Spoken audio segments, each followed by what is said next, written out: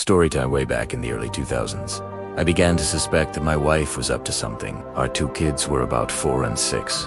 Still young, but not so young they couldn't tell you something about what had happened in their day. They started talking a lot about staying with my wife as parents during the day, which really that's strange in and of itself. But since they lived about 90 minutes away, doing so 2 or 3 times a week seemed a bit much. It was basically every day. She wasn't working at her part-time job. When I asked her about it, said they needed, but was never a good liar. So I started tracking the mileage on her car, and sure enough, she was driving an extra 400 or so miles per week. I knew something was going on. Then one day I sat down at the computer and she had left a sticky note with her AOL password written on it next to the keyboard. I could not resist and logged in to read her emails and saw a few email exchanges between her and her college BFF, where they discussed how my wife was regularly sleeping with one of her ex-BFs from high school. No mention of details about him, other than my wife also saying mean things about his wife, like making fun of how she gotten fat after having kids. Anyway, I printed out these email exchanges and stashed them. I still needed to know the details, so I called a friend who was a cop and he suggested I call a guy he knew that had left the force to become a PI.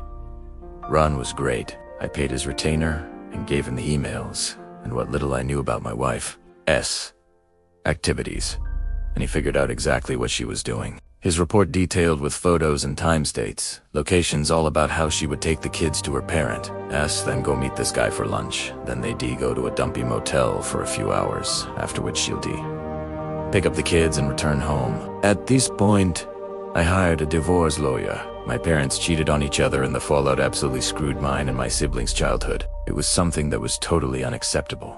I also asked Ron to find out what he could about this guy. Ron absolutely came through. I learned his name, Bob, that he was married and had 3 kids. I also found out that he worked as a VP of sales for his father-in-law's business. At this point, I had my lawyer draw up the divorce papers. I also asked Ron for a couple more copies of his report and one more thing I wanted him to do for me. On the same day, I had my wife served with the divorce papers at her work. I had Ron meet with this guy's wife and show her everything he found out.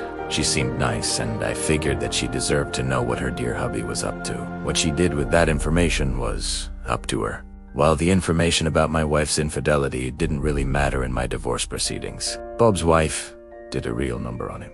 According to the publicly available court documents from the divorce and other related proceedings, she cleaned out their joint account, took the kids, and left. As soon as her dad found out what he'd done, Bob was fired. And since her parents actually owned the house where Bob and his wife lived, he also got evicted. Their divorce was ugly. Lots of fighting in and evidently out of court. I guess Bob went to the house and started arguing with his wife, and it escalated to the point that her brother stepped in and Bob got his nose broken. There were restraining orders, a few more incidents with police reports, criminal charges, jail time, and so on. I can't find Bob on the internet anywhere these days. Last I heard, he'd left the state and his ex-wife did okay. She went to work at a dad's company and took over after he retired. As for me, my ex and I got along well enough. I didn't engage with her on anything that wasn't related to the kids, and now that they're both adults, I don't talk to her at all anymore. I don't hate her or anything, but I only care in the context that she is my kids' mom and is important to them. Nothing beyond that.